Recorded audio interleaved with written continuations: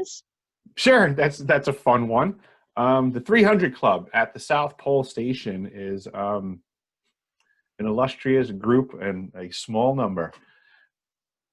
Not every year in the wintertime does it actually get to minus 100 degrees ambient over the course of the winter season.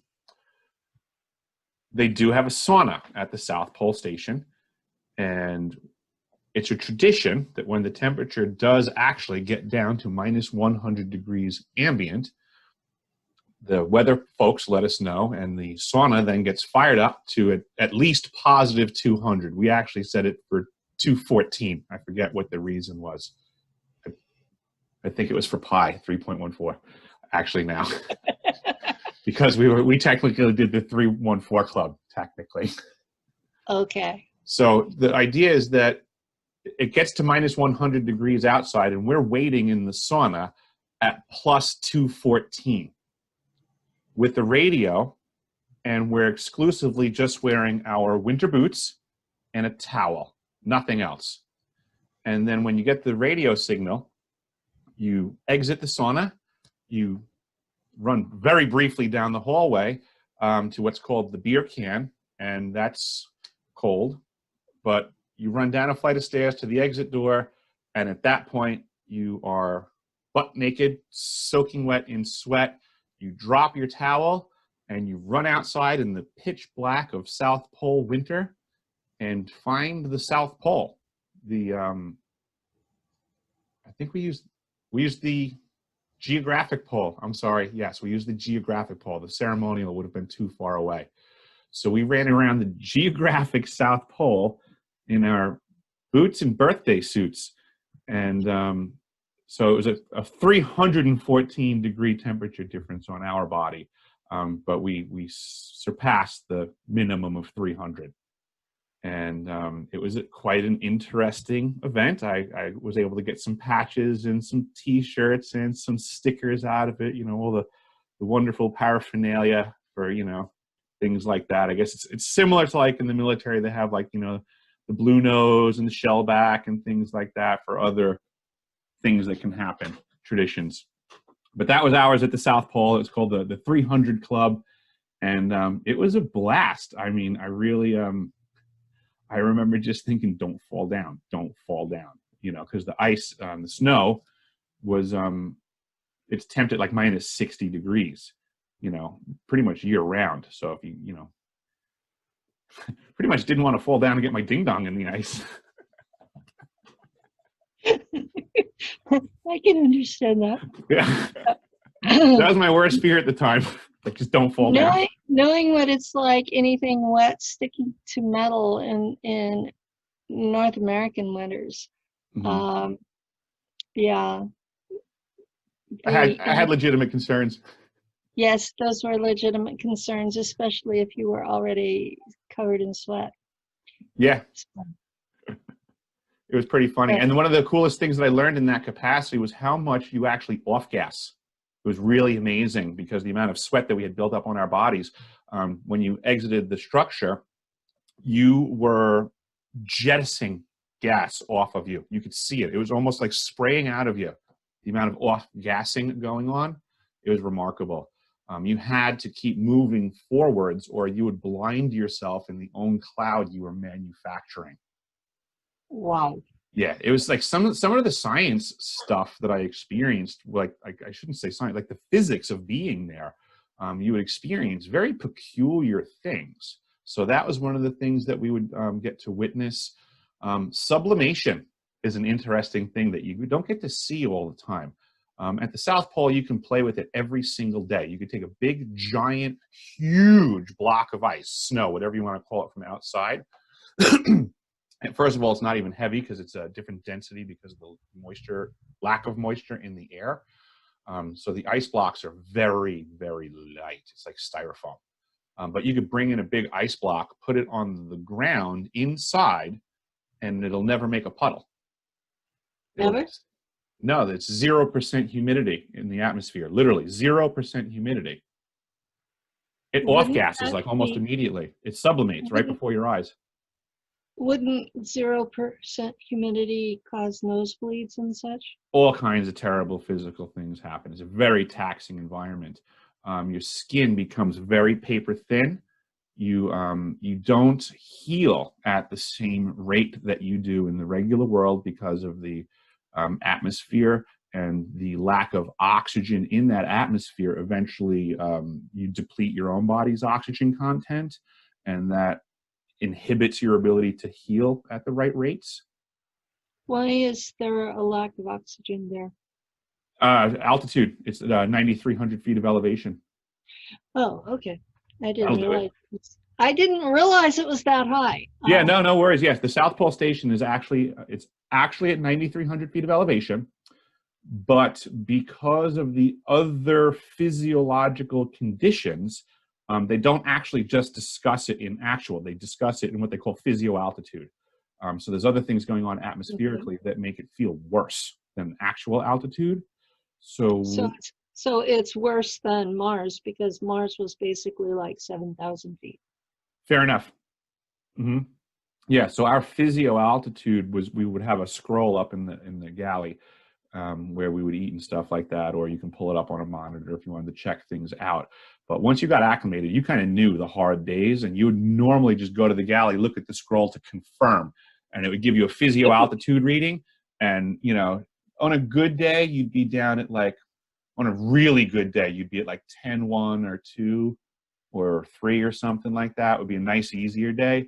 But if you had a physio altitude that was hitting like 10.9 and now you're pushing like 11, then you just like, you're having a really hard day at work on those days. I bet. Yeah. So you want to tell the folks what your job there was? Sure. I was originally contracted for my summer season at the South Pole Station to be a plumber. And during my summer season, I gained a second contract to carry on for the winter season. And my contract for that was also plumber, but technically I was doing the job of what they call the utilities technician, which was basically just fixing all of the systems, anything that goes wrong. I mean, I'm at the South Pole, it's the winter time, and I'm on the team of the most qualified people to fix it. So that's what I did. Like, there was a bunch of us there, and if stuff broke, we fixed it. And I had the heavy plumbing expertise for the team. So we would basically just prioritize a brain on a task based on who had the most previous expertise before getting to pole, and then everybody would line up and follow suit and help that person and do what they had to do. If it was a carpentry issue, we'd have a carp guy that would be taking the lead on the job, and we would all fall in suit and help that guy out and get his job done if he needed the extra hands, or we can get back onto what we were doing. Basically, the day dictated the tasking, and the skill set would just be respected that was needed more often than not. You know, sometimes people get their feathers ruffled too, and, you know, arguments happen as well. But that's the agenda.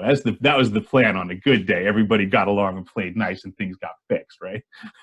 Yeah, I understand that.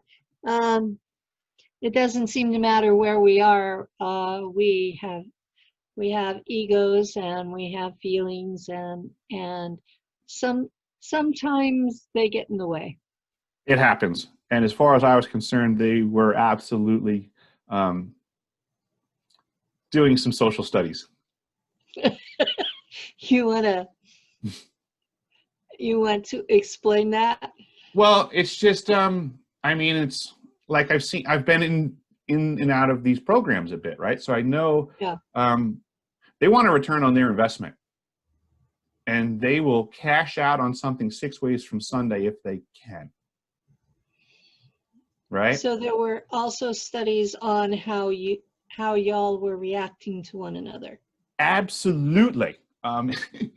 In the library at the South Pole Station, there's a bookcase, and in that bookcase, there are some books that only exist in that bookcase on this planet. Really? Yeah, it's a really cool bookcase. And one of the things they have in there is all of the South Pole winter over psychological research studies from the first season, 1957, up until 1994. And you were there what year? I was there in 2010 through 11, and I inquired And they said, they stopped doing that years ago. They don't do that stuff anymore. And I said, did you read what was in there? Well, no, they told me we don't do that anymore. I said, yeah, but that's what's going on right now.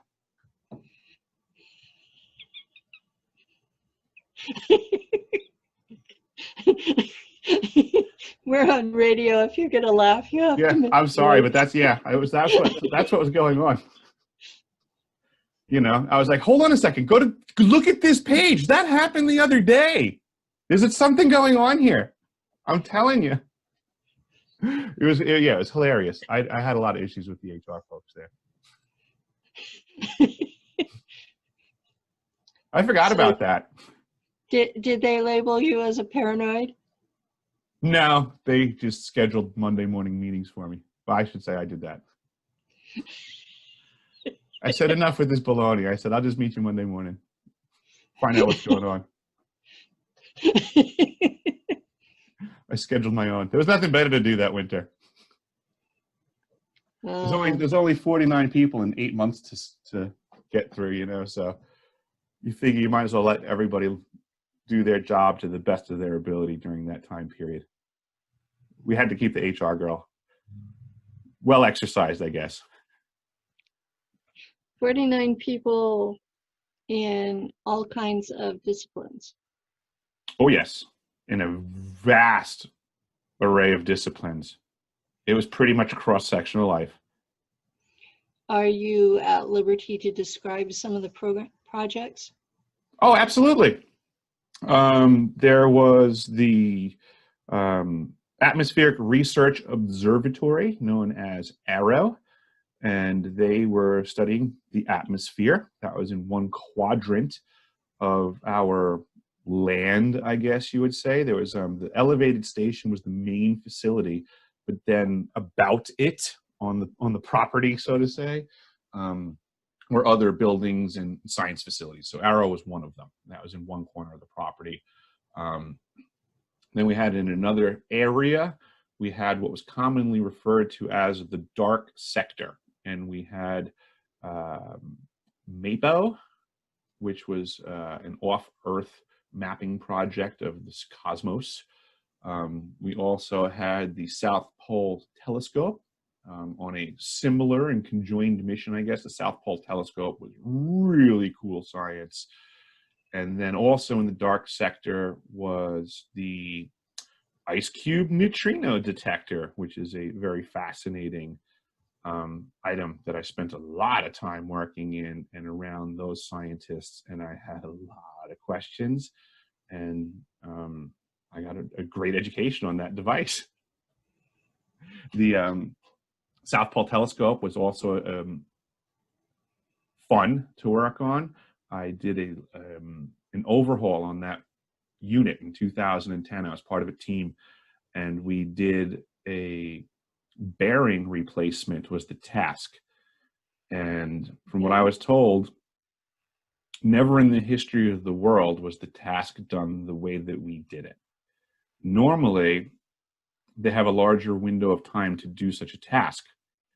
Okay. So they just disassemble the telescope completely from the top all the way down to where the bearing is, replace the bearing, and then rebuild the telescope.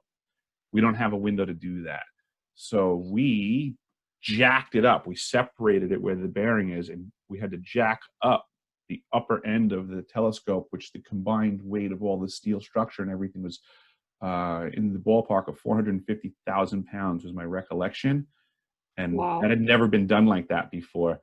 And I was working with the plumbing team and helping with the welders and stuff like that. And it was a really cool feat. I mean, it is fun to do a task that no one's ever really done before. You have a plan, but you're figuring it out as you go.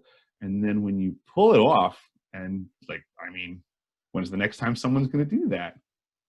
You know? So it's kind of cool. That was the fun part. Like the tasking there, I would say, was really fun. As far as a craftsman goes, it's an environment where you really get to test your skills.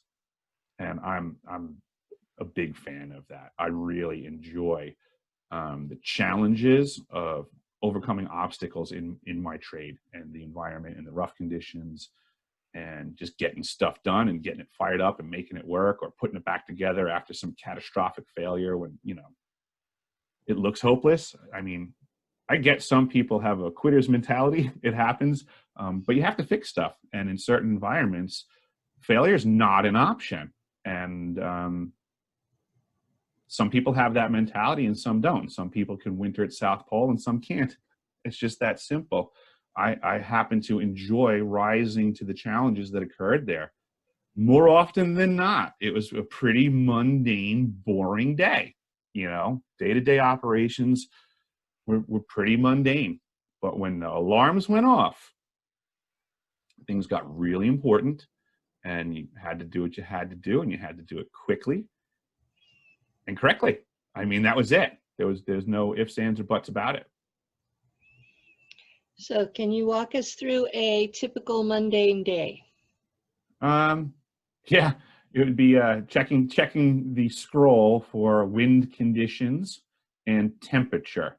You would kind of already know the atmospheric condition. Like I said, you would get acclimated and you can kind of feel that in your lungs.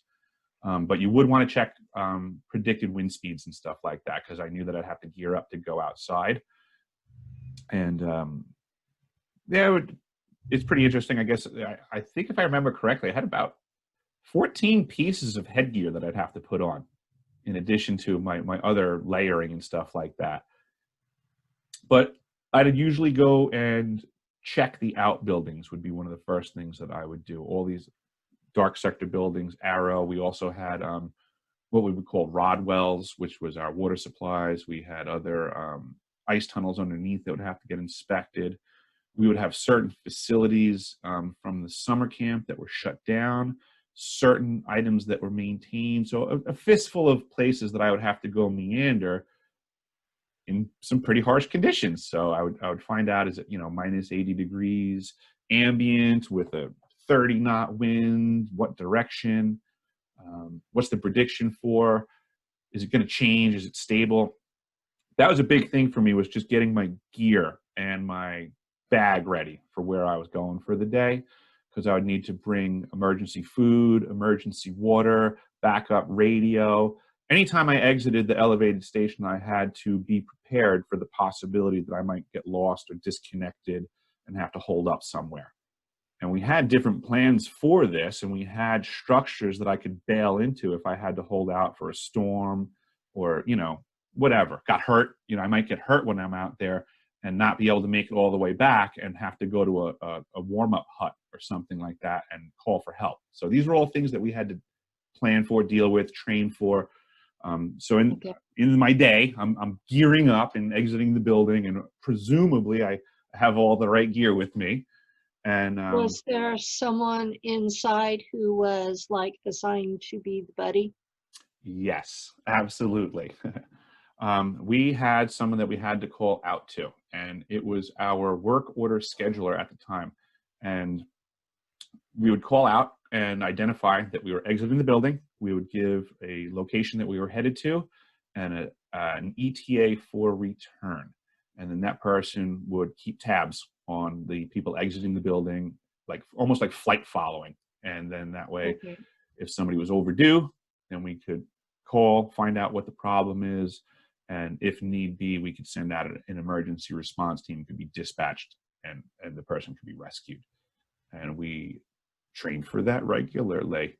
I'm trying to think if we had someone get lost in our winter season. I know I almost got lost a couple of times. I'm trying to think if we actually had a drill team fired up for an actual lost person. I can't recall that one off the top of my head. I don't think that we had someone get lost that we had to go find. I know we trained for it a lot, and I know a couple of times I was thoroughly concerned that I was actually getting lost, but I wound up making it. Well, I'm glad you made it. Me too. I'm sure they would have found me. I'm certain they would have found me. Okay, in the wintertime, there's no sun, no sunlight at all through most of it? That is correct. Not a bit. The South Pole Station has one day celestially over the course of a year, and like 365 days it takes for the sun to go up and down once, one sun cycle at the South Pole. The rest of the time, it's just moving around you. So it moves around the horizon, and then eventually it works its way up. So December 21st, winter solstice is just circling over you, and then it does the reverse and comes back down and then drops under the horizon for the entirety of the winter. It's just gone. That's night. So basically you have 4 months of pitch black, you have 4 months of pure sun, and then you have the 2 seasons in between that are a mix. But Okay. I wanted to make sure that was clear to our audience. oh yeah, it was dark. That was another perk as well, was the winter time, because we're at 9,300 feet of elevation, to look around, if you can get away from the facility of buildings and look away, everything's downhill, and there's no mountains, no obstructions. So if there's no clouds and no sun, you just simply lift your head up a little bit over the horizon, and at that point, everything on planet Earth drops out from view 100%, and there's no difference from you being in space or not. Wow.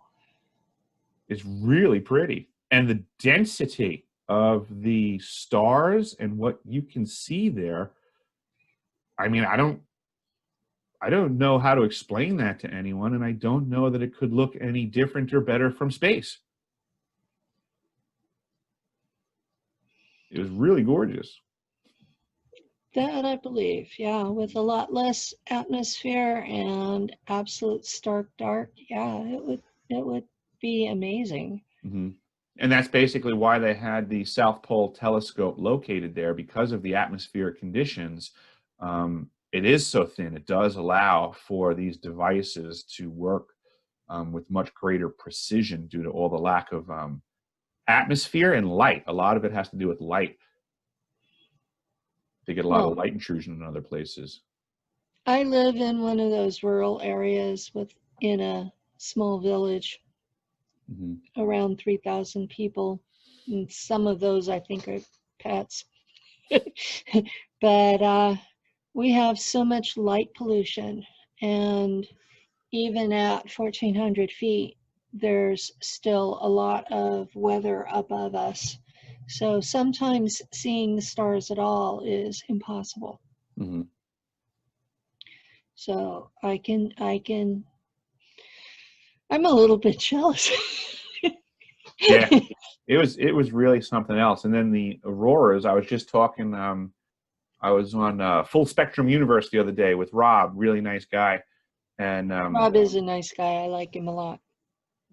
We were talking about the auroras, and I had explained to him, I said, it's really unfortunate. I mean, I've seen the aurora australis in the wintertime at the South Pole, and yes, it is beyond beautiful and beyond description.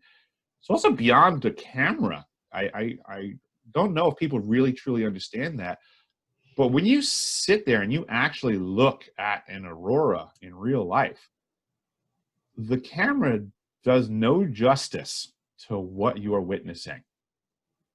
And I know from the folks that I was there with at South Pole that, yes, they could figure out how to manipulate the camera to get a shot.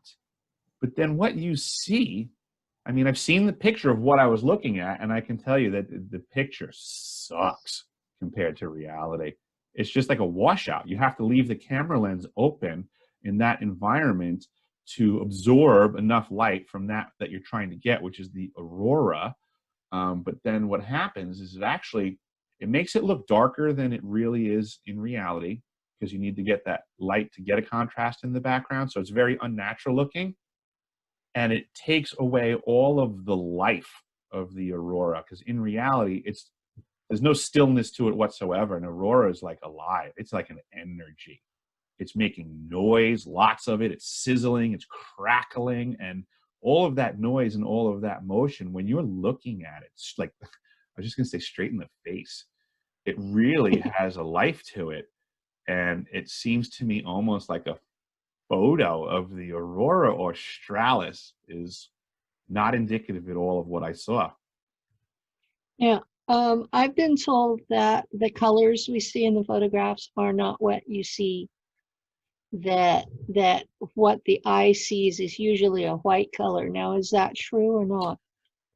Coloring is true that white is one of the more common colors, but you can see different colors. I've seen purples, greens, reds, whites.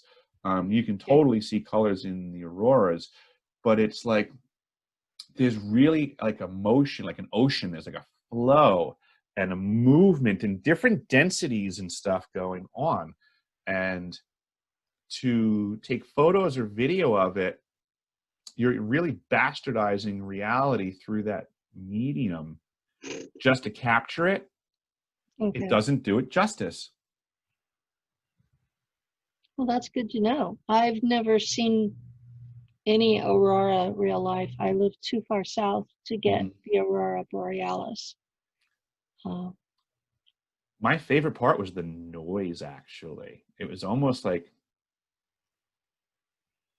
it was electrical. It was some sort of sizzling. It was like almost a static electricity in a way, but it had, like when you're listening to a stereo and you hear like the when you first turn it on and it's like really loud, but there's nothing playing yet. It's just like that. Yeah. But you can still feel it like going through you, like the music's about to kick on. That's like what the aurora was. It was like it would make this sizzling and cracking sound, but you could also like feel it. Like it was like you could be like walking sometimes and you would hear it first before you saw it, and it was almost like it was like calling out to you, like, oh, where is that? I hear it. I hear the sizzling. There's an aurora around, and you would go like looking for it, and then you'd look over and there it is. It's over there. I knew I heard one. But they were pretty common. I thought they were fantastic. There was an occasion one time we had arches that go into big giant Quonset hut arches, like big corrugated steel tunnels that go into the ice. But we had parts that we maintained an exterior door and garages and things like that to be able to get in and out of the tunnel.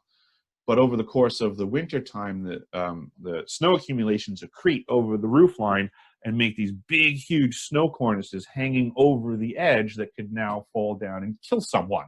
So we have to basically cut them off and drop them in a safe fashion. That's one of the tasks we had to do one day. So we manufactured our snow cornice saw, which we figured out by using big lengths of rope, and we tied knots in the rope.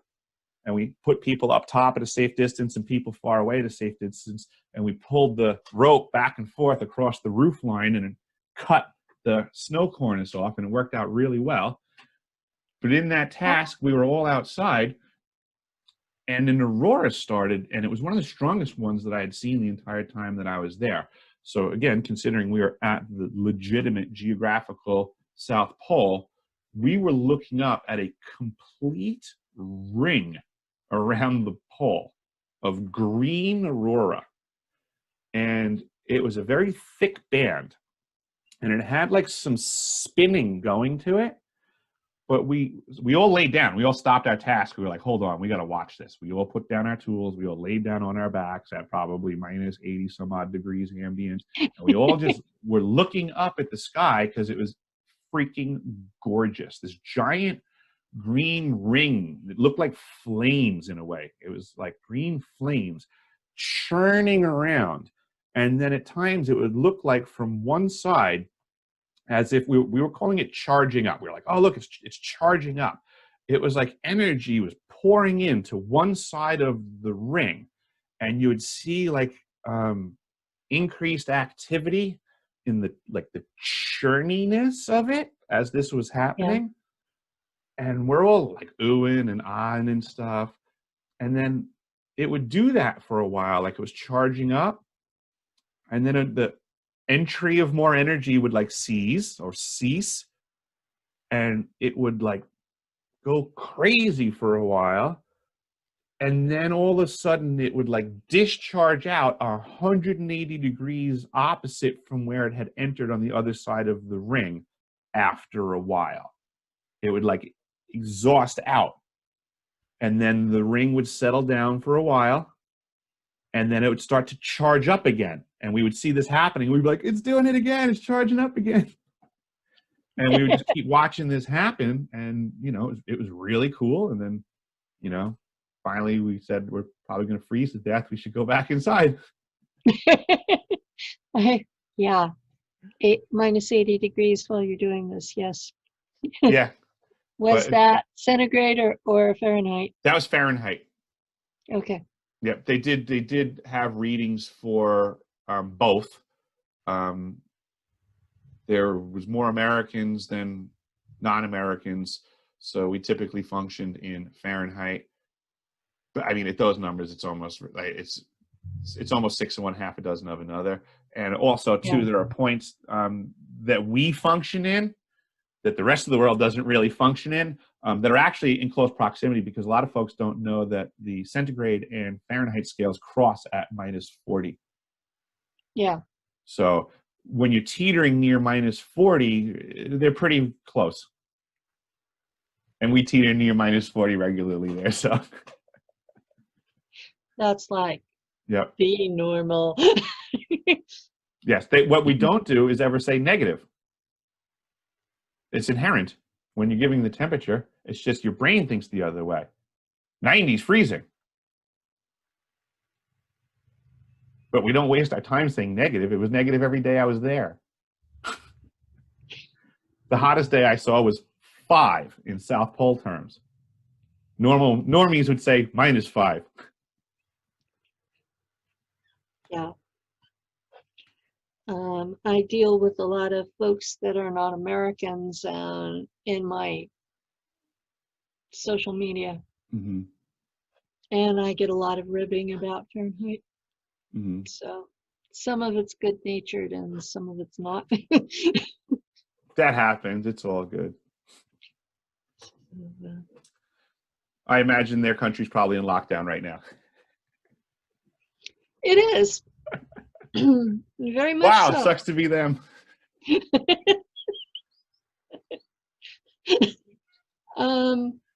My county is threatening lockdown because we've had a whole 8 people die from the bug in, what is it, 10 months? Well, eventually people get their heads out of their butts and realize they're giving away all of their rights. Yeah. Well, I hope you're right about that. I'm seeing more and more folks running around without masks, but that's good. We know at least one of the 8 people in our county who died actually died of cancer, and they blamed it on the bug. So. Well, let's not ruin a perfectly good conversation with propaganda story pieces that have been forced upon us. Yes, sir. Okay. What do you want to talk about next? Let's see. I mean, you were there for a year, so you should have lots of stories. Mm-hmm. Yeah. I think, geez. Well, you had asked before about the day in the life, and I had made it to the door. Okay. So I would normally have to jump out that way. Dark sector was usually the furthest walk out. Actually, the ice cube neutrino detector would be one of the places that would be hardest to get to, and one of my favorites actually, because it was a challenging walk and a really cool facility, and it was actually an easy inspection too. So the task had way more to do with getting there and back, which was again more of the fun challenges. But going out to the dark sector, I would shoot over to the MAPO facility, and there was an operator inside that place who currently I think at the time, I think he lost it for a little bit, but now he regained it. He has the record for the most winter overs at the South Pole Station in the history of the world. And he's up at like 15 now. So he's a madman, and he knows everything there is to know about South Pole Station. And he was one of the first places that I would have to stop in the dark sector. And check his facility, ask him if he was having any troubles with anything, go over stuff. Next one was the South Pole Telescope. Same thing. There was an operator in there who had been in the program for quite a few years. That telescope was basically his baby. Dana, good guy, really smart. And he was hunting for new galaxies and you name it. And he was finding them all the time. People really have no idea how much we've learned on this planet that has not been disseminated. That was one of the things that I learned. I've been working in government programs now for solid 10 years. In research programs from South Pole Station to Barrow, Alaska. I mean, from the bottom of the world to the top of the world. It really saddens me to let you guys know that you are investing a lot of money that you're not getting a return on. And worse off, you're getting lied to all the time too. But don't believe me. I was aware of that. A lot of the folks listening may not be. There are all of the trillions of dollars in the Pentagon's budget that they can't account for. It all goes to Black Ops.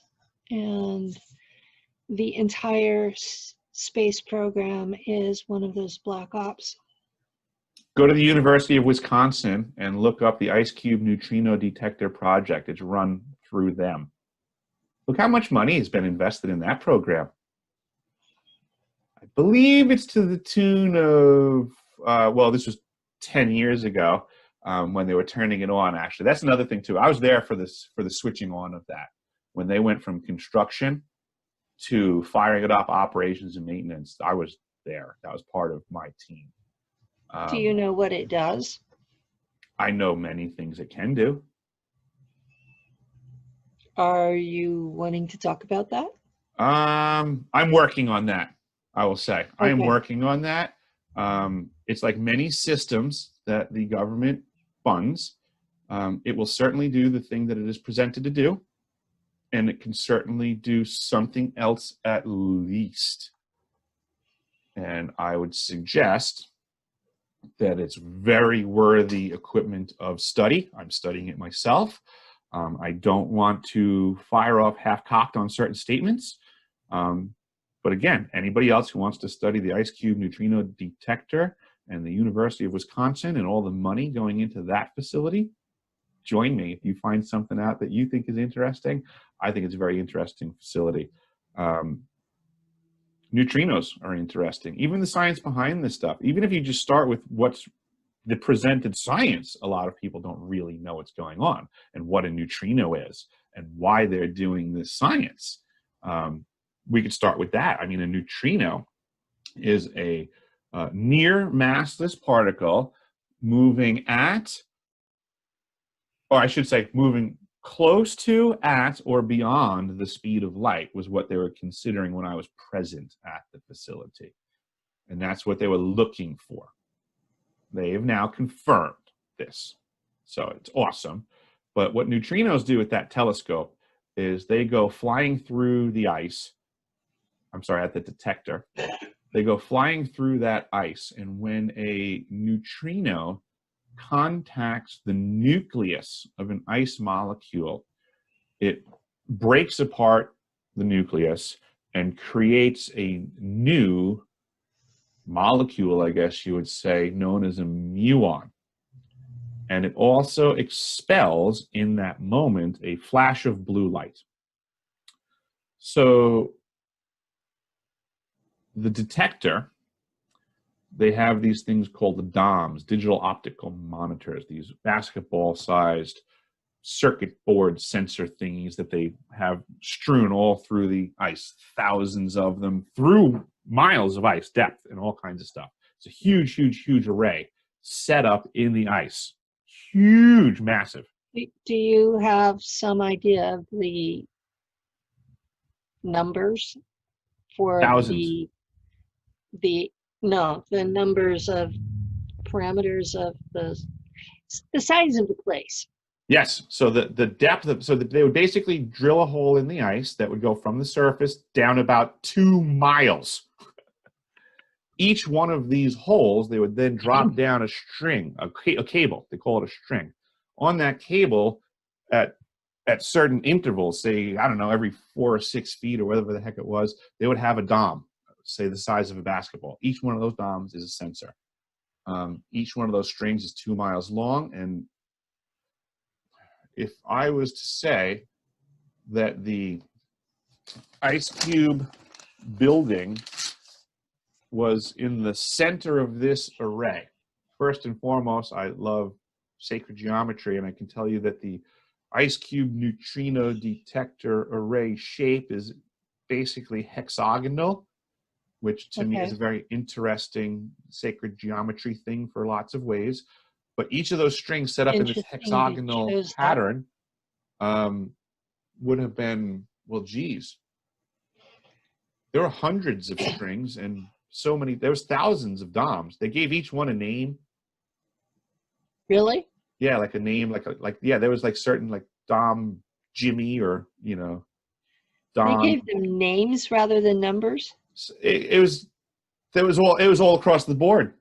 You could have an R2D2 Dom, you can have a Darth Vader Dom. It was, you know, they were, you know, somebody had to call it something. Some of them had numbers, some of them had names.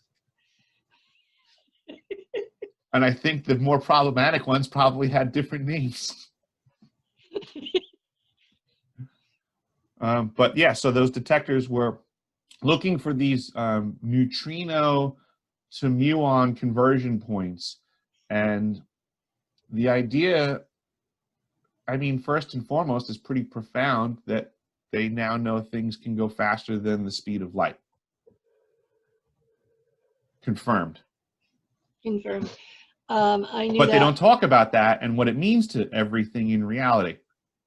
Yeah, it's proof that relativity is in error and all of Earth's physics is wrong. Yep. And they need to go back and start. Yep. Go back to prior to relativity and start again. In the teasing aspect of stuff, right? I'm not trying to be mean to physicists. It was jovial, and the people I was teasing got it. I would tease these physicists at the South Pole Station. I mean, they're some of the smartest people on the planet. But I would tease them, and I would say, oh, you physicists are worthless. The only thing a physicist can tell me is what they just saw. Okay. And they would laugh because it's kind of true. Like, you know, they're going to change their mind the split second they see something else. It's okay. That's what they do. It's what they're supposed to do. Right. So I love when people are like, you can't argue with science, blah, blah, blah, and the physics. Like, bro, physicists don't like their own answers. When I was taking physics in the 80s at San Diego State, they told me that none of it was set in stone, that everything was subject to new information. Right. And then I hear people, oh, trust the science. And I'm like, no. Yep. I trust the basic science as being basically correct, but as far as details, Yeah, that was one of the things that I spoke with one of the physicists at the South Pole Station, because when we were, you know, looking out into the cosmos, lest we forget, the physics as presented is we're looking back in time. So it's also a fun consideration when you're standing at the South Pole in the middle of winter out into these star clusters and realizing, you know, technically I'm looking at ancient history. Depending on how far away it is, how ancient it is. Right, and stuff like that. So I would talk with some of these folks there. And one of the explanations that I was told to, so I knew what I was being presented was bad information, but I couldn't really explain how. And he gave me a how. He said, this is the way that you know you're right. So he said, here's the Earth where we're at. It's the epicenter of our perception. He says our science is limited because of our way to observe it. He said, so we look at the cosmos by how far we can observe, and that's limited by light, our observable universe. He said, so we can basically look outwardly, he said, to the distance of about 4.5 billion years, because that's as far as our tools and testing stuff does. So then the light has to go out that far and bounce back for us to functionally perceive. So we limit ourselves by the stuff that's inside that bubble. And we created all of our science based on that fact, everything that's in that bubble that can be perceived. But what science knows is that there's stuff outside the bubble. And what science also knows, there's more outside the bubble than inside the bubble.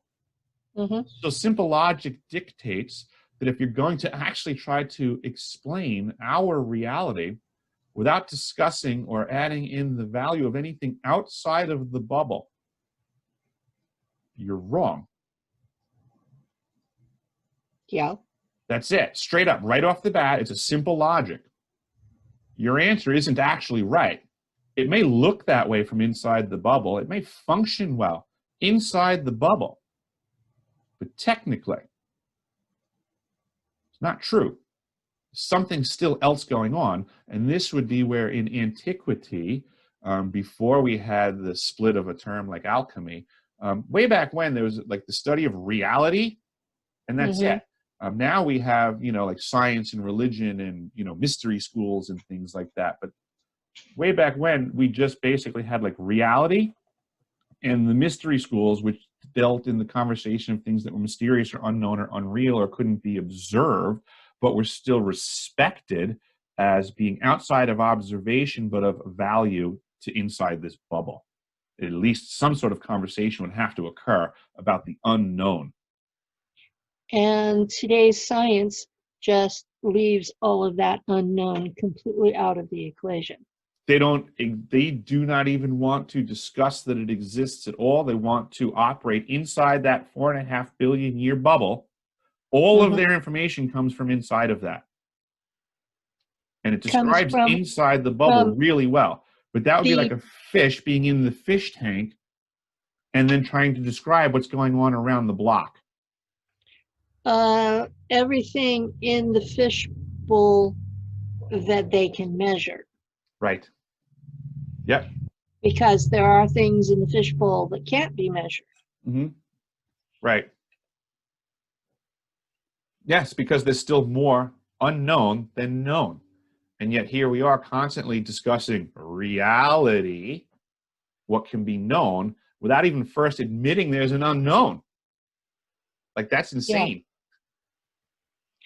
Well, the physics that I was taught in the 80s was mostly based on Newton. There was some mention of relativity, and there was discussion about quantum mechanics, and there was discussion about the then new membrane theory. And so the membrane theory was an attempt to explain what was outside the bubble, because they had noticed discrepancies between their view of reality and what they could measure. And the math didn't add up. So I sat through one lecture where the professor sat there and said, well, what's happened is the physicists have climbed the mountain and found the gurus sitting there already. And this was in 1982. So how far have they gotten in the almost 40 years since? Yeah. And again, back to covered up sciences and programs and stuff like that, folks like Ingo Swann and stuff and the government had to have some pretty interesting conversations back in the day about what reality is, right? Folks like Ingo Swann are part of the monkey wrench in measuring the bubble. And yet even Ingo Swann said that once they know you're capable of this, that they'll never let you go, that they will completely wear you out. Mm-hmm. So, That's what they like doing. But seems to be. I think, I don't know. I feel like tides are changing at the moment. I do feel like there's a grander energy of folks paying attention and waking up to at least engaging conversations that they wouldn't have had previously. Well, that makes sense to me. I mean, I have a whole show doing that. Yeah. But you see more and more people, I think, in their day-to-day lives, I think, engaging each other in topics that would have been previously like rather verboten. And now they're, jumping into them with a little bit more zeal. I think folks are starting to realize they've been a bit more deceived than they previously paid attention to. Well, I haven't seen that in my, shall we call it, real world life, Oh, okay. as opposed to cyber. Okay. I live in a small town. I live in an apartment complex, and most of the people here are still watching network news. Okay. And That's unfortunate. that is their complete reality. Mm-hmm. And when the TikTok video was shown on network news a year and a half ago, that was when they showed an interest for all of half a day. They were terrified. I mean, seriously, they were terrified because network news said that ET was real and showed a video and said, the Pentagon has verified this is real. And I told them those beings have been here for hundreds, if not thousands of years, and you're okay. This is the sham. And they said, oh, okay, and went back to their work during the week and party all weekend. So, Yep. It's unfortunate that they just believe what comes out of the boob tube. This is part of my frustration. I spent a year down at the South Pole Station, and I learned very much that there is not a problem with global warming in Antarctica. Trust me. I was there. That's how this works. People say, well, if somebody knew something, they would say something. Yeah, you're getting lied to. I'm telling you, I was there. And in 2010, the science was everything's cool and getting cooler and colder. And if you go check the numbers yourself, like I mentioned earlier, the negative minus 100 ambient temperature that prior to my arrival wasn't happening all the time, has been happening more and more since I left because it's getting colder and colder. Those are the facts. Everybody in Antarctica laughs hearing about the global warming stuff off ice because everyone's just getting lied to. But because I don't get to pay for the news to get produced or the research to go out there, no one listens to the Plumber that was there. They listen to the Rockefeller-funded History Channel show that has an agenda base that wants to say a glacier broke off the ice in Antarctica, so global warming's the problem. It's getting warmer, and that's a lie. It's getting colder. The ice is accumulating more, but because the mechanics of the ice, when it goes out over the water and grows and grows and grows and grows and grows because it's getting colder and growing, then eventually it can't support itself anymore and it snaps off, and that's natural. That's part of the process of a growing glacier that's healthy. It is not the negative impact of global warming like everyone's being lied to. Next question.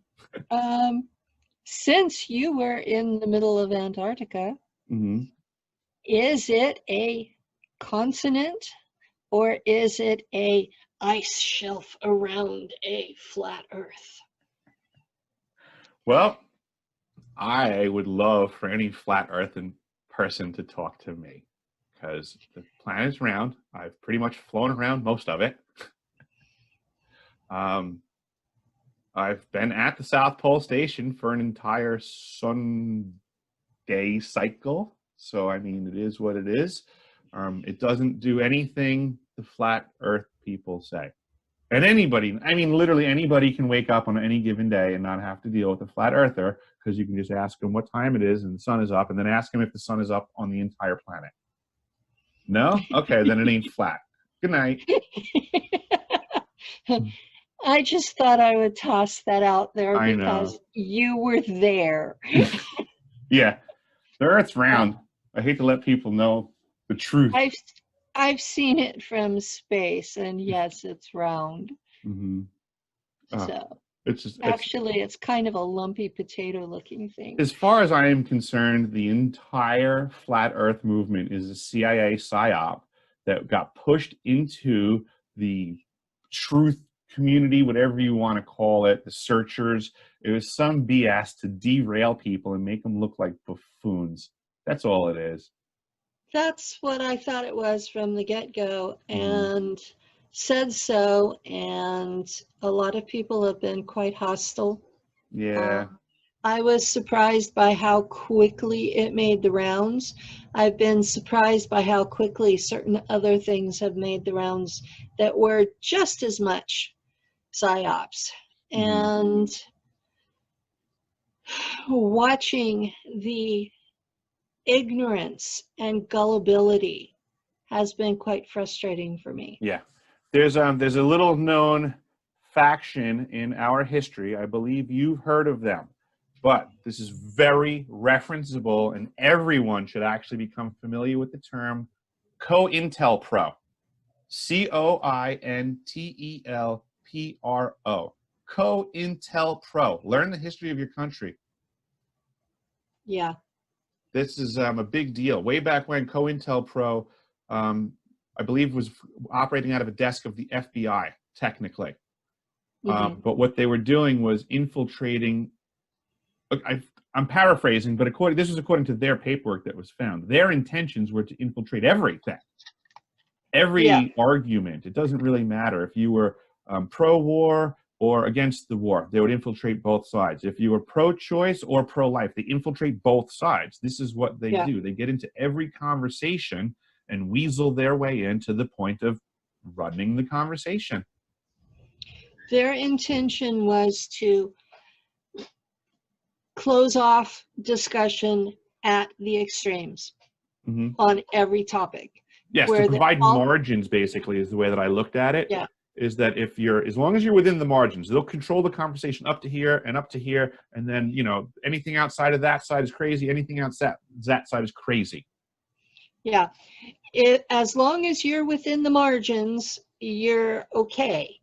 And I'm seeing that is the agenda now on the major social media sites, is to narrow the margins. And the margins are getting narrower by the day. Yes.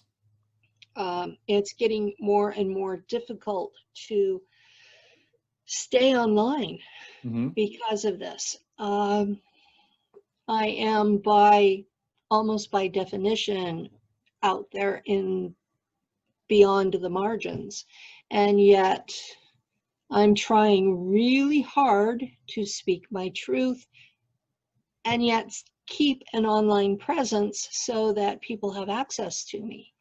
And you know, I'll be honest, I'm moving to MeWe because Facebook is too difficult to deal with. Yep. I've had a presence on MeWe and on Discord since almost 2 years ago when Facebook permabanned me. And I did come back to Facebook because it's a place to share my radio show and have pages and talk about my website. But I cannot be honest on Facebook and stay there. Right. And we still don't know why they booted you. And you know what? I'm not even looking back. You know, it is what it is. I'm a person that often says vote with your dollar.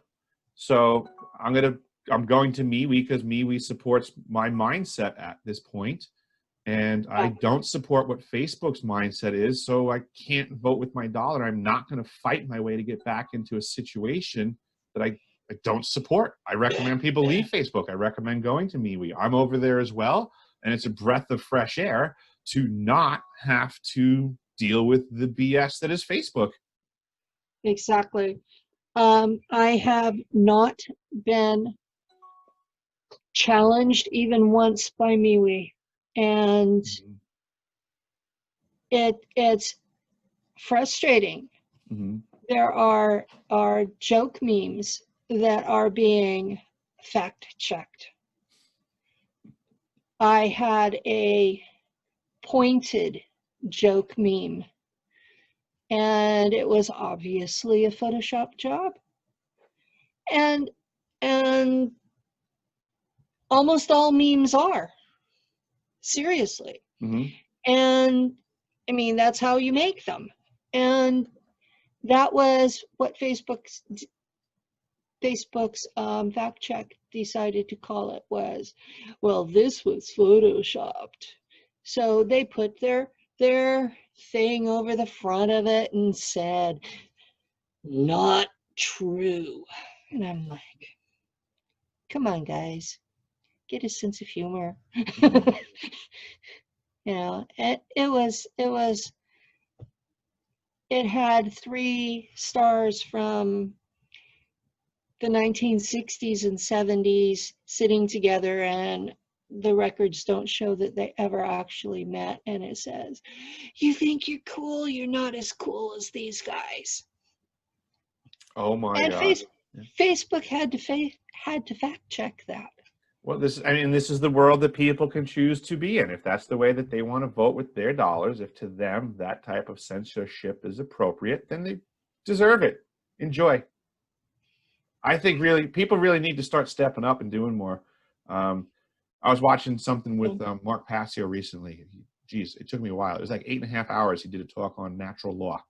And that is one of the best videos I have ever seen. And yes, it is incredibly long, and it's worth every minute of it. It is worth every minute of it. I can't wait to watch it again. And one of the things that Mark Passio brings up, and I support this 100%, we need this in this world now. A lot of the stuff he says we need in the world right now, which is pretty interesting. Go watch his video. I'll try to link it when I put this one up. But okay. He states that right thought is, principle, for sure. Very important to be of right thought. But really think about it. What's the value of right thought that is not followed by right action? None. I agree. That was kind of what he was putting up as well. So he is basically saying that if you have a right thought, you need to go to right action, because in a way, if you don't have a right action to follow your right thought, I really don't care what your thought is then. It's his discussion is about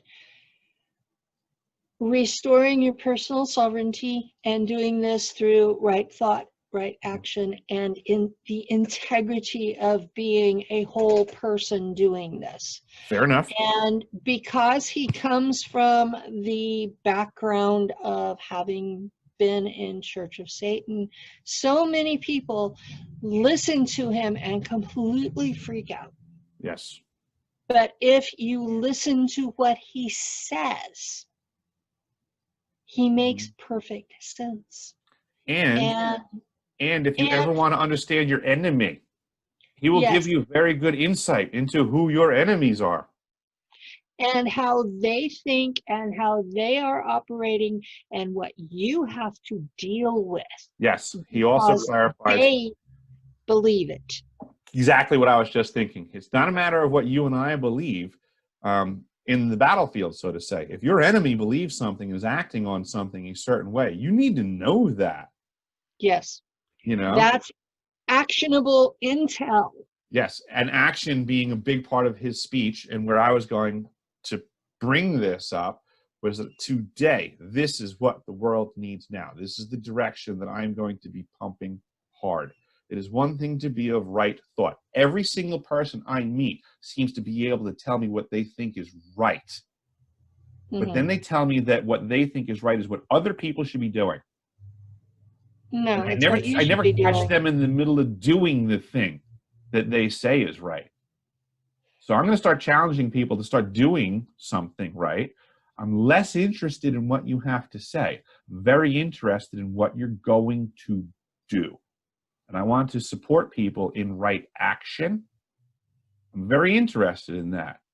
It does mean that you first have to have right thought, but it does mean that if you're not going to bring the conversation to action, I feel like you're just going to be wasting a lot of people's time.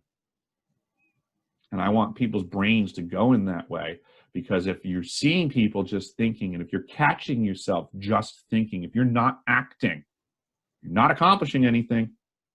And this is not the battlefield environment for you to be getting caught flat-footed and just reacting to the actions of those around you that are aware that you're just sitting on your thumbs. Yeah, I've been. And I don't mean you, Penny, like you directly. I'm being figurative. I know that. I've been looking at what I'm doing, and I keep being hit up with people who have no clue what I'm talking about. They get the deer in the headlights look. Mm-hmm. You've seen that expression. And then they ask me what to do. Mm-hmm. And I give them baby steps because that's all they're capable of. Mm-hmm. And then they think, well, Penny said this was all we had to do. And you've heard that out of their own mouths. Mm-hmm. Yep.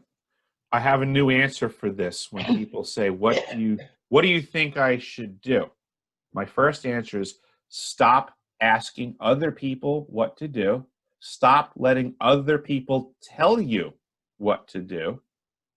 Figure out what you think the right thing is to do and do it immediately. Yeah, don't sit and think yourself out of it. Right. Do it immediately. If it's working, good. If it's not working, come up with a better idea. But don't waste your time thinking about the perfect plan and asking someone else what the perfect plan is. No one has the perfect plan for you. I can assure you of that, because anyone who wants to ask for the perfect plan and doesn't have one, and you're going to admit it, contact me. Go to decipheringme369@gmail, and then do what I say. Because if you want to look for what other people are telling you to do, then let me tell you what to do. And if you don't want to do what I want to tell you to do, then don't let anybody else tell you what to do either. And figure out what you want to do. So many people nowadays listening to other people tell them what to do is driving me bonkers. Yeah, I have a lot of people trying to tell me what to do. And I'm like, excuse me, Mm-hmm. who died and left you in charge? Mm-hmm. Yeah, like, and not for nothing, like my response is like, what's stopping you from doing it? If you believe that this is so important, I'm simply just going to agree with you and say, do it. That's more like, I think that's what frustrates people when they deal with me more often, is that I challenge them to do the things they said that they were intending to do. Mm-hmm. I'm like, okay, sounds good. Do it. Oh, how come you're not doing it? Well, how dare you tell me to do that? I didn't tell you to do it. You said you were going to do it. Yeah, I'm starting with the pressure on Congress to investigate the CIA, because Congress has authority over the CIA Mm-hmm. if they have the will to do it. So I'm putting pressure on them so that they'll have the will. Mm-hmm. That doesn't mean that's the only thing I'm doing, Mm-hmm. or that that's the only thing anyone can do. Mm-hmm. Mm-hmm. But short of advocating things that might be illegal, this is something that can be done by anyone, anywhere. Mm-hmm. Because even if they're not American citizens, they can still put pressure on Congress. Mm-hmm. So this is something nice, easy, anybody can do it. Mm-hmm. Knowledge is power. Sharing it matters, right? Here's another thing that's, with what's going on in the world and the community.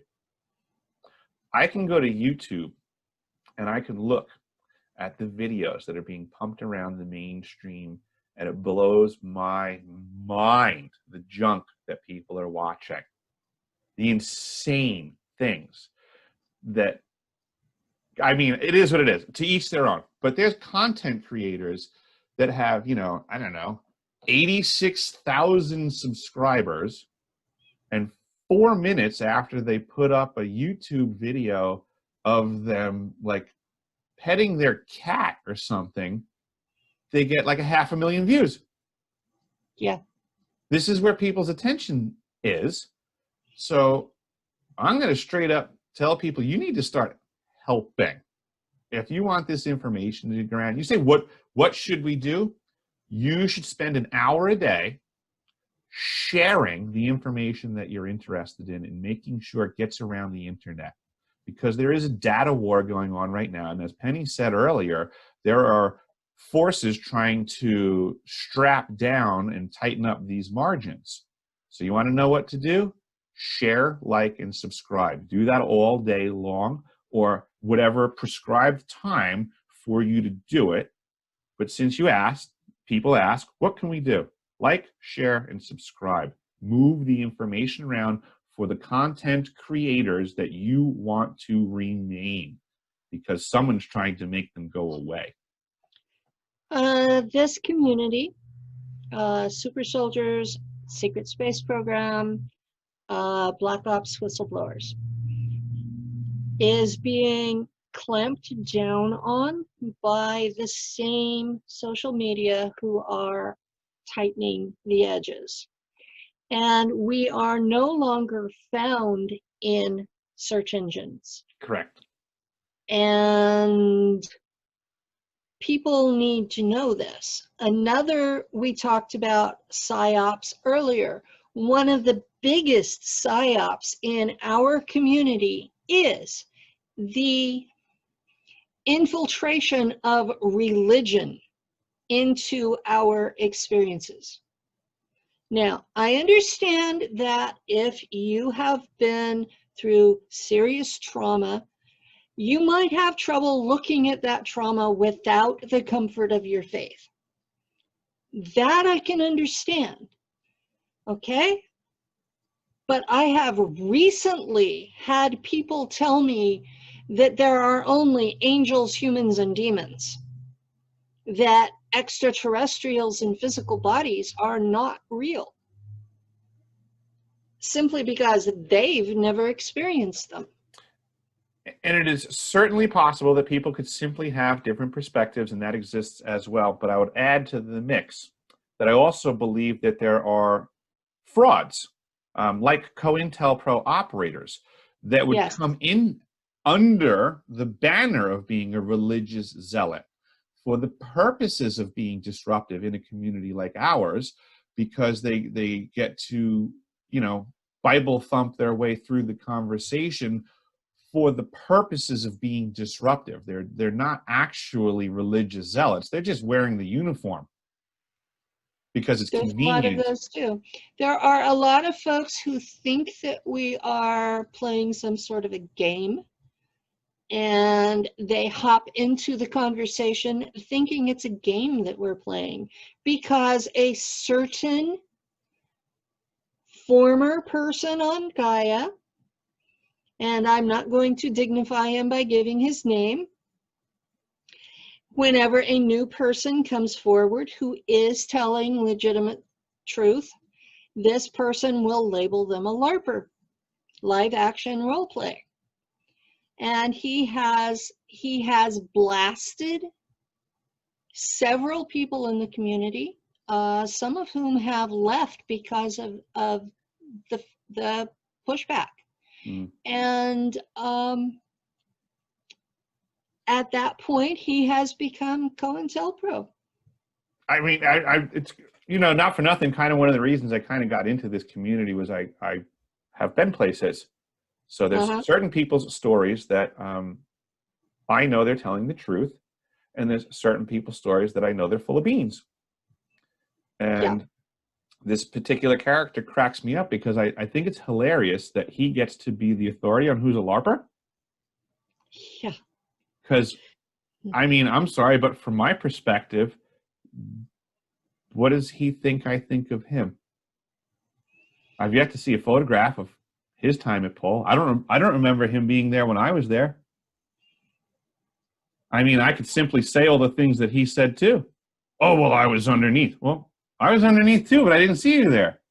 Oh, but it was 2 miles. I was at the 2 mile hole, bro. I didn't see you there. You know, so I get it. I mean, it's fun to show up somewhere and say that guy's a liar because you're lying. I mean, I think Hitler did something similar to the Reichstag building. When he burned it down, he blamed his opponents. Exactly. Like, it is possible to show up to a room first and lie first, and then force everybody else to do the work to prove you wrong. I believe that was very much a Hitler tactic also. You know, is that he knew that the people. I'm glad you're saying this instead of me. They'll believe the lie. They'll believe the thing they're told first, no matter what it is. Yeah, they do. And then when you present them the truth, they'll attack it and make you prove that. It's one of the oldest tricks in the book, actually. So, and it's very prevalent in our community. It is that the people who have the least amount of evidence are calling for the greatest. Yeah. It's pretty funny. I'm certain the next time that I go to the South Pole Station, I will have a camera and I'll take pictures. Well, you have. And I'm certain that every time I go to another facility where I'm not supposed to, I'm going to do it again because I have lots of pictures and lots of video from places that I wasn't supposed to. Yeah, I've seen boxes of papers and photos at your house. And I have a few documents too. Yeah, reams and reams and reams of documents. But it's all good. I mean, everybody has basically made their bed at this point in many capacities in our environment as of late. So things are going to get really interesting because at some point, the last shoe will fall. And there's going to be cards dropped on the table. Everybody's going to see everybody's hand, and it's going to get really interesting really fast. On one of the videos I'd recently done, there were comments saying that I was fake because I was still alive. and that, I'm sorry, but not for nothing. What's the value of the person making that statement? What's the veracity of that statement to cause me to give it credence? Just because the person said it? There's no logic inherent in the statement. Just making the statement doesn't make it true. Just because they can't figure out, because they lack the imagination to figure out why you're alive, doesn't limit reality from letting you live. This is where a lot of people, sorry, just because you can't think of a reason for something, just because your imagination, your intellect can't ascertain something, doesn't make it not happening. That's logic. I have been shot with different energy weapons 10 times. And I'll tell you, they hurt, and it takes about 6 weeks to heal up. But there are no visible wounds to take to the doctor. So they're painful. Lou was also hit with me the first time. So I have that witness. But as far as something documented for people to see and touch, nothing. Yep. So and that's kind of why I wanted to. I have survived all of them. I'm still talking, and that was actually the excuse the CIA gave when they broke my shoulder last year, and was that they had been unable to kill me and had not yet figured out why. But they knew they could make me hurt. So I had surgery a year ago in October to rebuild my left shoulder, and I still can't put it behind my back. And so for people to say there's no proof that anything has happened to me, they're just not paying attention. Fair enough. And they're also not worthy of your energy. Okay. They're not worthy of your energy, technically, because it's not. I get it's enjoyable to bring out information. Yes, I have facts and I can prove things, and it's helpful to the conversation for sure. For people that are interested in moving the conversation forwards. That's what really matters. So if somebody shows up to the conversation and they're needing proof after proof after proof after proof after proof, they're not helping the conversation. It's just reality. And they can go dig and do more due diligence. It's perfectly fair. But it would be like when I was at the South Pole Station, right? There are certain scientists that are at the cutting edge. They're moving forwards, okay? They don't have time for, like, for example, the ice cube neutrino detector is being run by the University of Wisconsin. So there's people from basically the staff level all the way to the South Pole Station from University of Wisconsin personnel. So the personnel at the South Pole Station doesn't need to be getting questions from the classroom of that level of stuff. They're at the front edge. They're moving forwards. They have very important work to do, and they're in such and such genre. But just because any student might come walking into the room doesn't mean that that scientist needs to peel off what they're doing because so-and-so doesn't understand what's going on in here. Okay. So, in a way, I think similar to like what Tony Rodriguez did, he put up some sort of a website where he has this thing that like brings people up to speed, so to say. Because first and foremost, your experience is your experience, and people can either take it or leave it. If they don't see it as a proof, there's really nothing more that you can offer than more of your experience. And that apparently didn't work the first time. That's true. So all you can really do is if somebody has questions, which are really criticisms, just redirect them to your previous body of work and save yourself the stress. I mean, what are you going to do? Just repeat yourself ad nauseum in hopes that they someday believe you?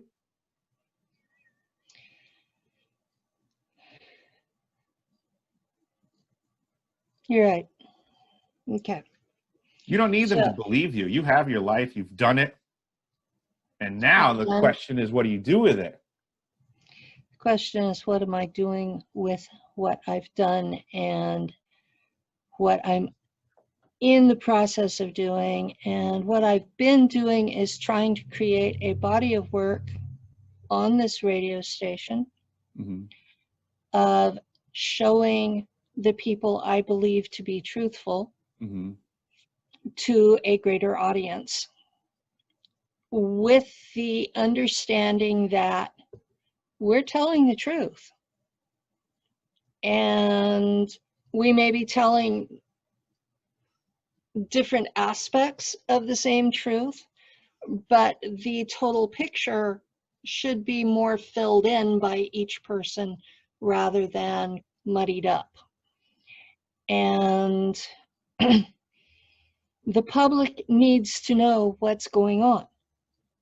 At least a general picture of that there are black ops operating by kidnapping children, by using them without parental consent, that these programs are operating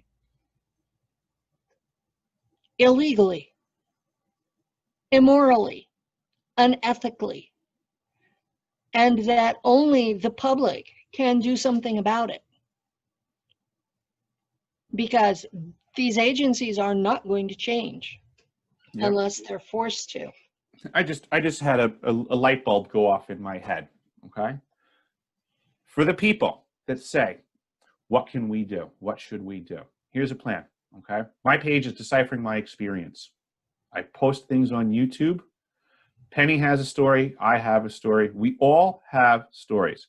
I believe the best way for us to show everyone that our stories are true is to simply ask everyone else, share your story, be honest, step out of the shadows, make a YouTube video, go ahead, put it up, put Deciphering My Experience and your name behind the video and tell your story, something odd about your life. You don't have to give your whole life story. Share something that you think no one else would believe, but it's your life story.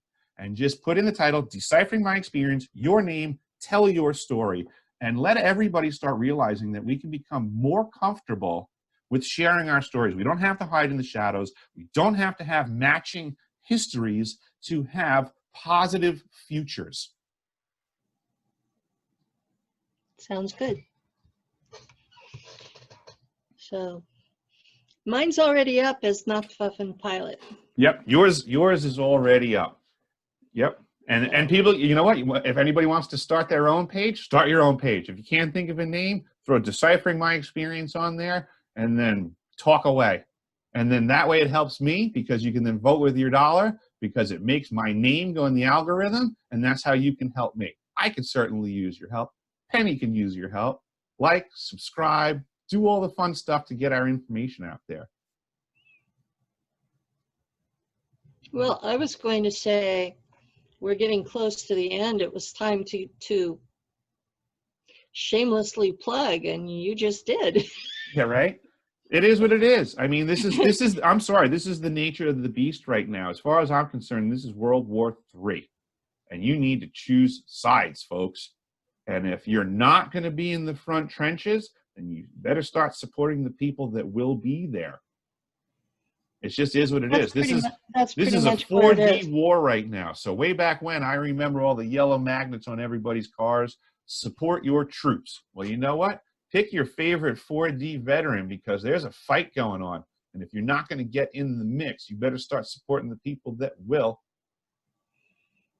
Mm-hmm.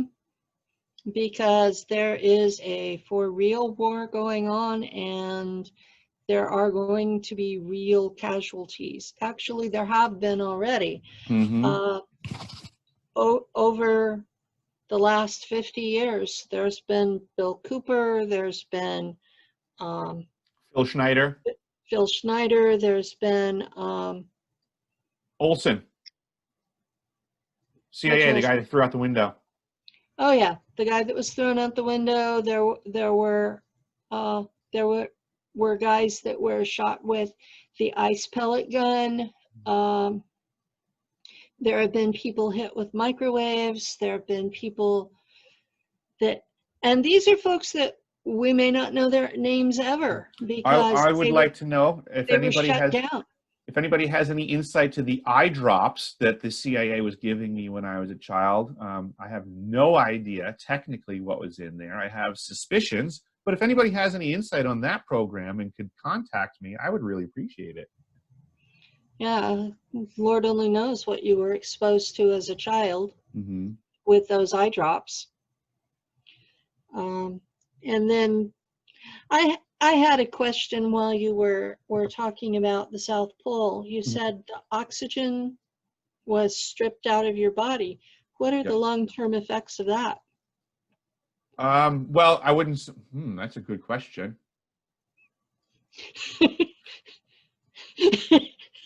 You don't have an answer. All right, you're gonna have. I'm gonna have to look that one up. Apparently.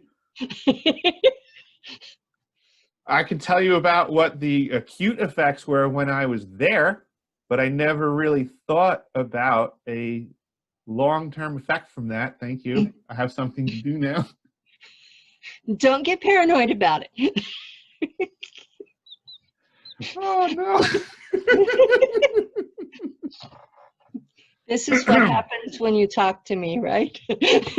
Yeah. Yeah, like I just got all fired up because I'm like, oh no, I know it's not going to be anything good. It's never anything good when I look up stuff that Raytheon did to me. Yeah, I look up stuff, symptoms that I have, and think about what was done to me in the Black Ops and wonder, what did they do that caused this? Yeah, well, it's really funny actually, because now when I go out and about and my girlfriend and I get harassed by people because we don't have masks on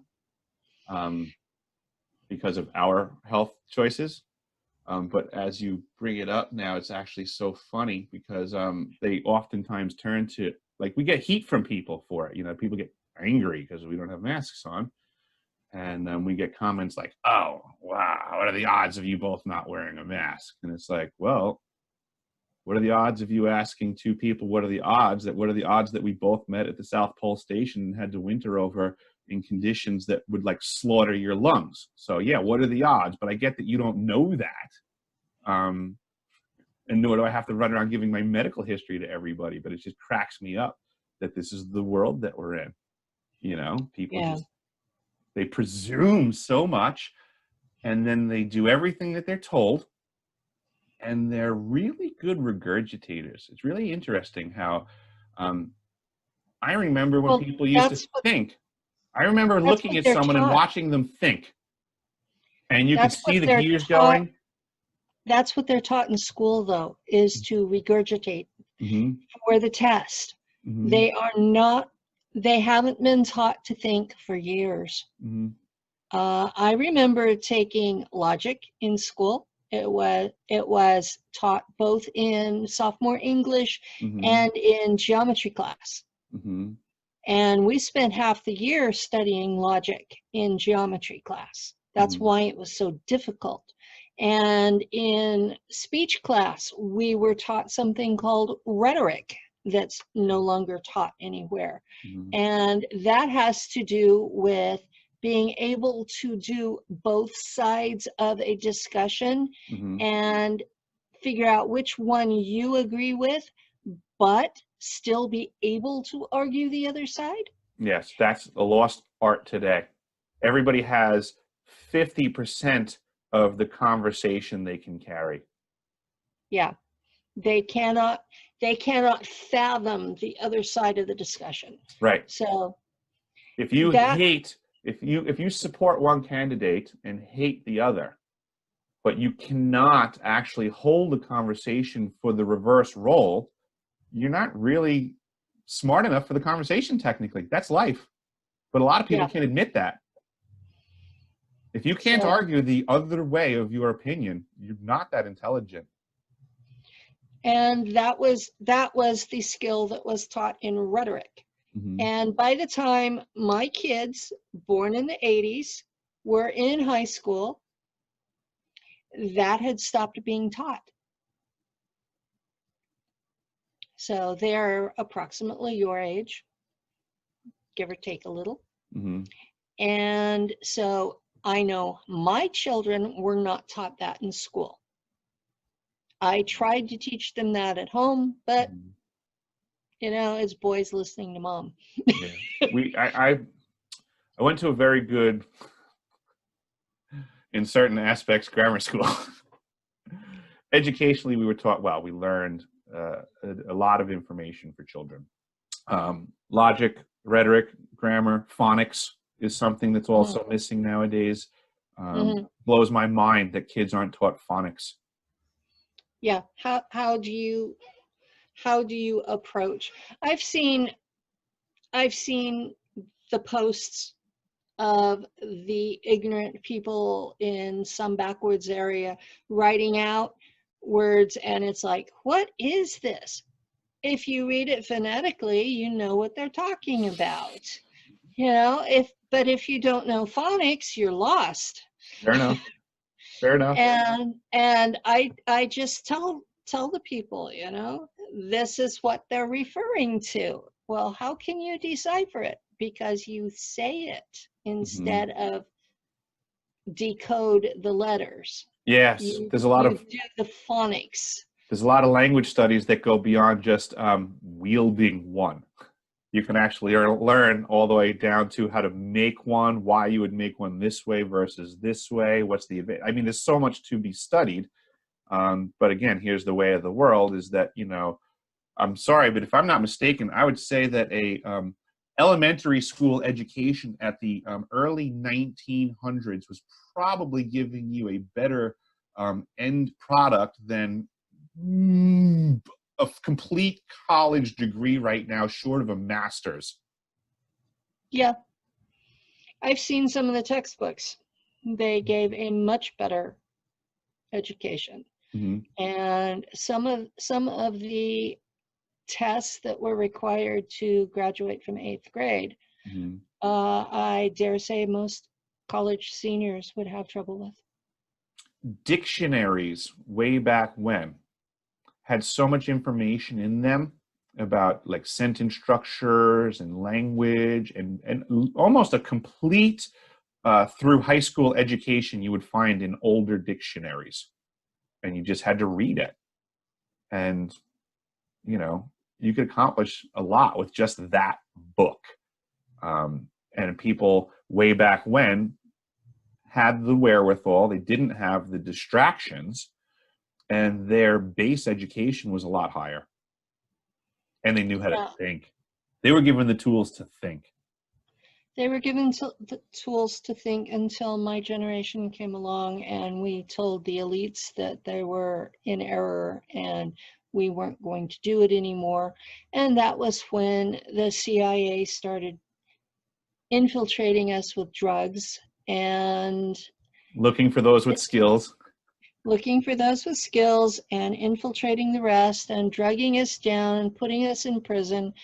And they started deliberately dumbing down the population by watering down the schools under titles like No Child Left Behind. That means that everyone is at the common denominator of an 80 IQ instead of everyone being dragged by the 140. Mm-hmm. So we've ended up with a much worse educated society where people are not given the tools to think, and they think this is the way it's supposed to be. Mm-hmm. And in fact, there was a woman who wrote a book called The Deliberate Dumbing Down of America. I'm recollecting it.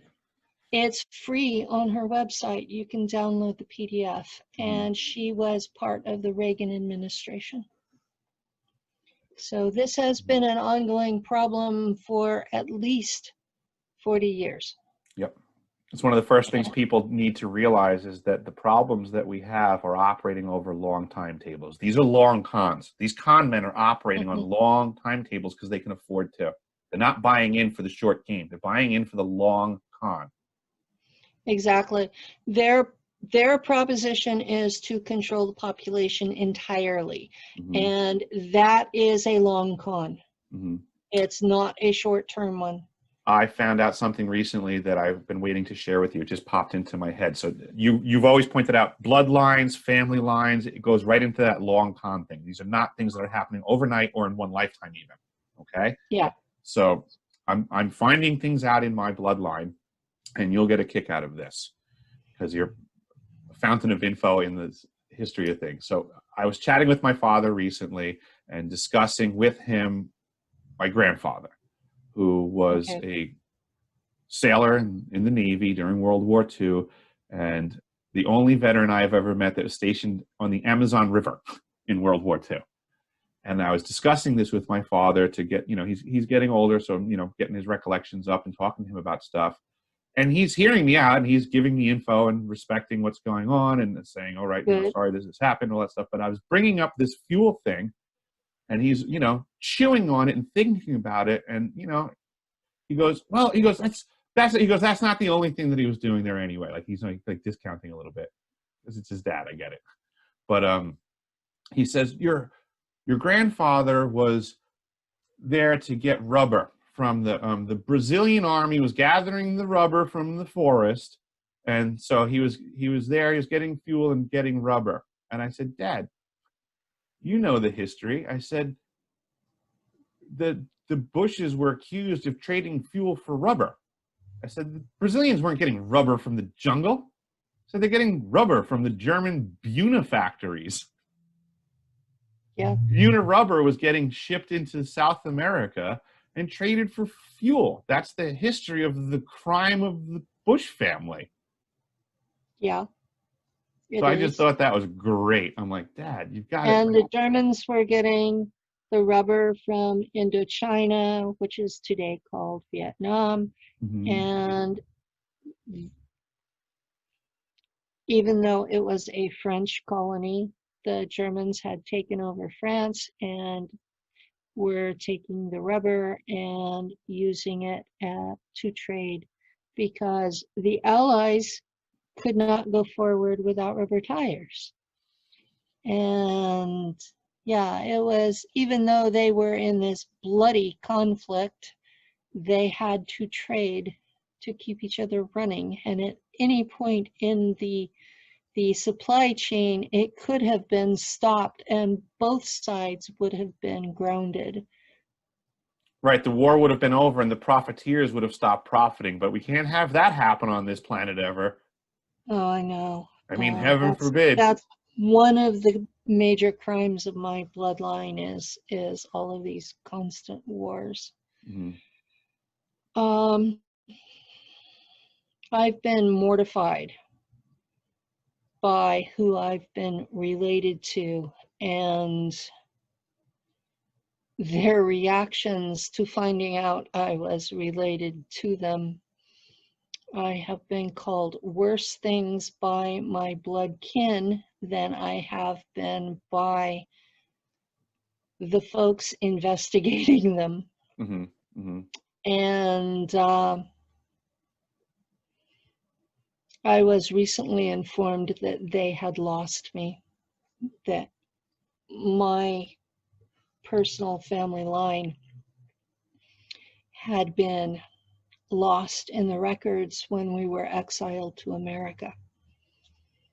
And so it's been interesting them making contact with me after I got all the records on Ancestry.com.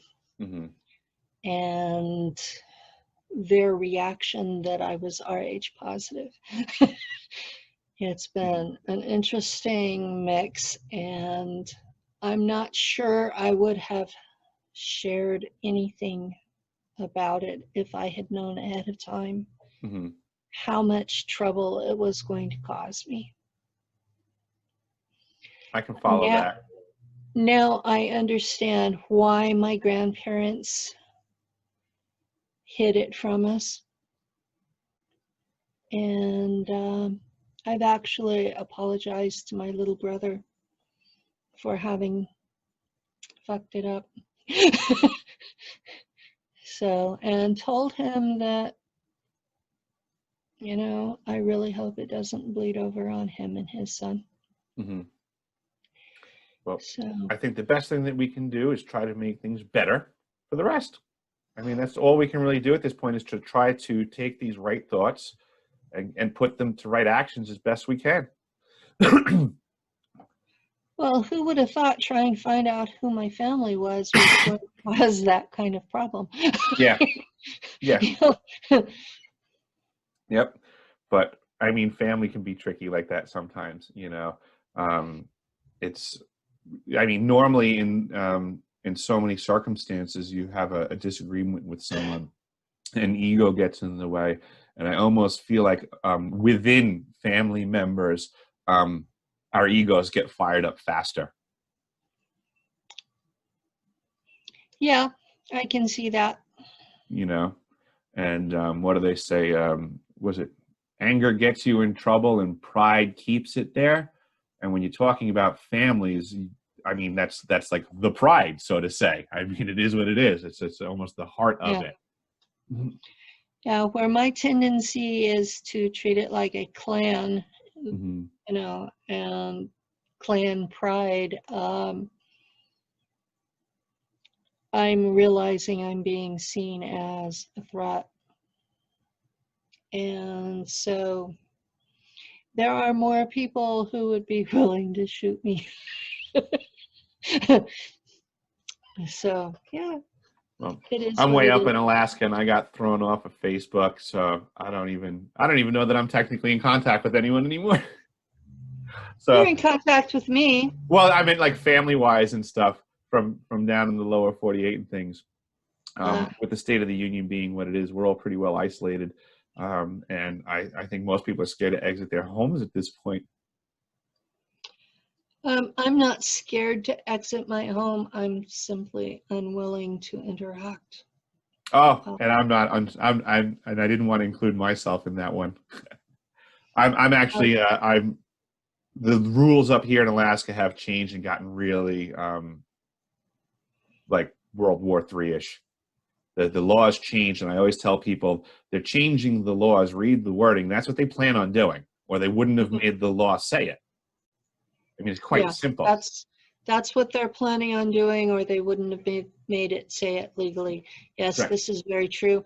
And I'm watching in my state, California, that the governor thinks because it's a state of emergency over the bug, that he has full dictatorial privilege, and the state courts have informed him that he's in error, and I'm watching that play out. I'm just noticing up here locally that the paperwork is now stating a similar state of tyranny. Even though they're not enforcing it, the paperwork just presented itself out of nowhere. Well, a friend in Canada informed me in May that Trump had actually declared martial law on March 20th. And since he had fired the FEMA director, who should be in charge of the country during a 50-state of emergency, that made Trump the FEMA director and basic de facto dictator for the duration.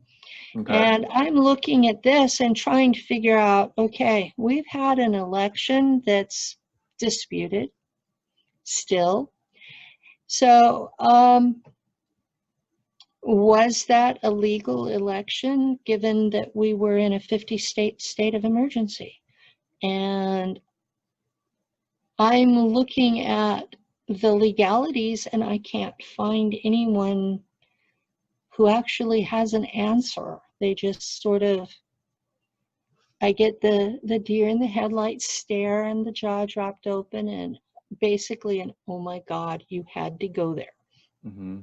Well, there's a lot of legalese that's being debated right now as to what means this and what means that.